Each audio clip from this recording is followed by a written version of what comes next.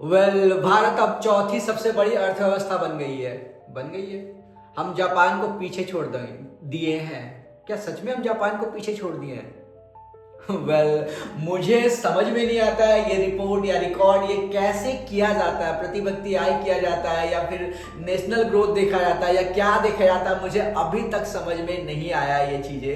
But मुझे इतना तो समझ में आया, क्या हम सच में जापान को पीछे छोड़ दिए हैं? क्या सिर्फ हम अगर किसी चीज को हम देखते भी हैं, ओवरऑल ग्रोथ अगर भी हम देखते हैं, तो हम सच में जापान को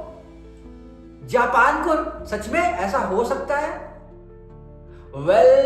मुझे इस चीज में 1% भी वो कहने में शर्म नहीं आ रहा है कि जापान कहाँ है, हम कहाँ हैं। तो अगर चलो आप पेपरों में, कागजों में या जैसे भी अगर आप ऊपर हो, फिर भी आप जापान से कम से कम 100 साल पीछे हो।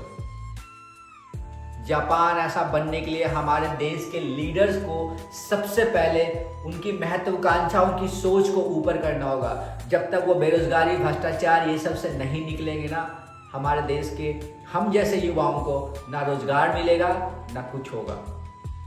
ये हाल है। और आप बोलते हो हमारा देश चौथी सबसे बड़ी अर्थव्यवस्था बन गई है, जापान को पीछे। न्यूज के हेडलाइंस पढ़ने में कितना अच्छा लगता है ना, हम जापान को पीछे छोड़ दिए हैं और विश्व की चौथी सबसे बड़ी अर्थव्यवस्था बन गया है।